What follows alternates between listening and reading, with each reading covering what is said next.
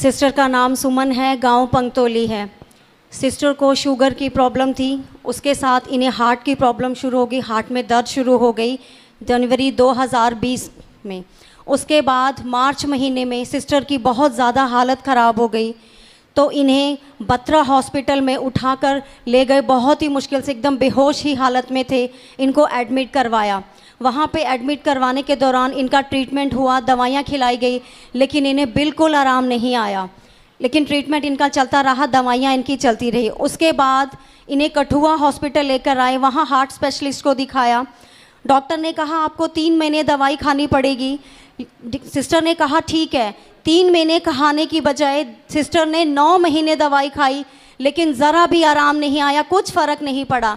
इन्हें खांसी शुरू हो गई और मुंह से खून आने लगा। डॉक्टर ने कहा और इनको टीवी की शिकायत आई। डॉक्टर ने कहा कि मैंने टीवी का ऐसा कोई मरीज़ नहीं देखा जिसकी इतनी हालत ख़राब हो। और इनके लंग्स में ब्लड की लीकेज शुरू हो गई, मतलब कि फेफड़े में से खून रिसने लगा। डॉक्टर ने कहा कि अब मेरे बस की बात नहीं है, आप डीएमसी हॉस्पिटल चले जाओ। सिस्टर ने डीएमसी जाने से पहले चर्च आए, क्योंकि इनकी एक चाची ने इनको बोला कि आप यहाँ आइए, आप ठीक हो जाओगे। तो इन्होंने कहा ठीक है, मुझे लेके चलो। इनके हस्बैंड ने मना कर दिया, तो इनकी जेठानी इनको साथ लेकर आई, बहुत मुश्किल से लेकर आई, क्योंकि आप जानते हो कि एक मरीज़ को लाना और वो भी इस एरिए में जहाँ ट्रैवलिंग की इतनी प्रॉब्लम है, फिर भी जेठानी इनको लेकर आई परमेश्वर की हिम्मत और दया और आशीर्वाद से। जब वो उन्हें लेकर आई यहाँ, तो सिस्टर ने पास्टर जी से प्रार्थना कराई कि मुझे डॉक्टर ने कहा है कि आप डीएमसी जाओ, और कठुआ वाले डॉक्टर ने कहा है कि आपका ऑपरेशन होगा। तो सिस्टर ने पास्टर जी से प्रार्थना कराई कि आप मेरी ये प्रार्थना करिए पास्टर जी कि मेरा ऑपरेशन ना हो और मेरी रिपोर्ट्स भी नॉर्मल आए। सिस्टर ने प्रार्थना कराई, वर्कशिप में ये खड़ी हुई। उस दौरान इन्हें 1 मिनट खड़ा होना मुश्किल होता था, लेकिन ये 15 मिनट खड़ी हुई। इनकी जेठानी बार बार कहीं कि आप बैठ जाओ, आप बैठ जाओ। उन्हें डर था कि गिर ना जाए, लेकिन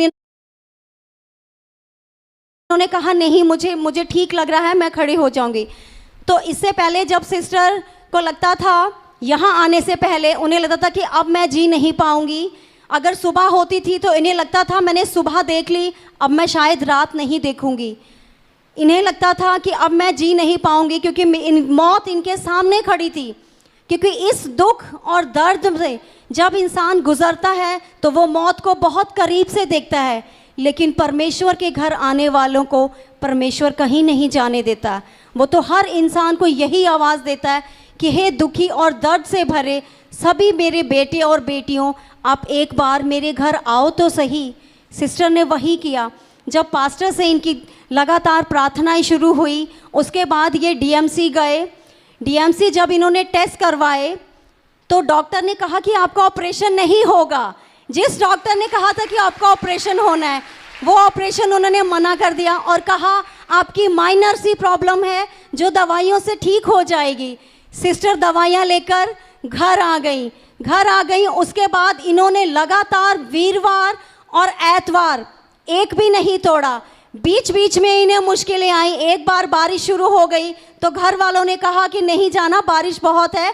डॉक्टर ने कहा है कि आपको भीगना नहीं है। सिस्टर ने कहा नहीं, मुझे जाना है, अगर मैं नहीं जाऊंगी तो मैं नहीं बचूंगी। सिस्टर ने जिद की, फिर घर वाले इनको लेकर आए और ये सिलसिला चलता रहा। सिस्टर धीरे धीरे बिल्कुल ठीक हो गई और मौत के मुंह से परमेश्वर ने उन्हें निकाल दिया। और प्रभु के दास की दिन और रात की प्रार्थनाओं ने आज आपको सिस्टर के सामने खड़ा है, और सिस्टर आज जिंदा आपके सामने खड़ी हैं।